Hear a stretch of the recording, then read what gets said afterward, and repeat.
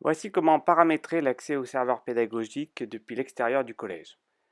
Première chose à faire, se rendre sur le self-service et télécharger l'application OpenVPN Connect.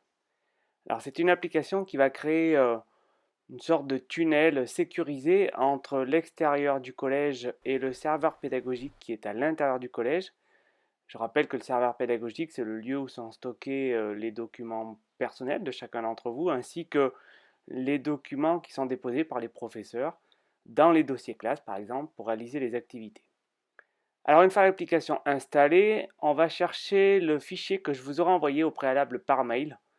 Ce fichier-là, il faudra l'ouvrir dans l'application OpenVPN, puis cliquer sur le petit plus pour installer ce fichier. En fait, c'est le fichier qui vous permet de configurer l'accès depuis l'extérieur.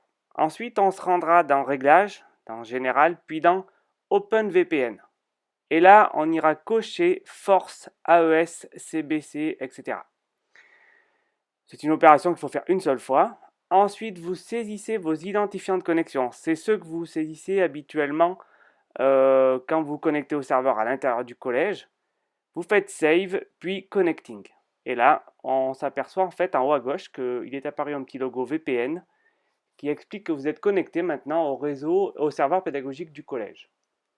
Et puis là, une fois qu'on ouvre l'application Documents, eh bien, on retrouve un accès comme quand on est à l'intérieur du collège, mais cette fois-ci depuis l'extérieur. On retrouve exactement ce que l'on a d'habitude, à savoir les dossiers classe, les dossiers perso, le dossier classe, le dossier perso, ainsi que tout ce qui va avec pour accéder donc à vos données depuis l'extérieur du collège. Il ne faut par contre pas oublier, quand on a terminé de travailler, quand on a fini notre connexion au serveur depuis l'extérieur, donc de se déconnecter. Il ne faudra donc pas oublier de revenir dans l'application OpenVPN et faire disconnect. Voilà, bonne journée.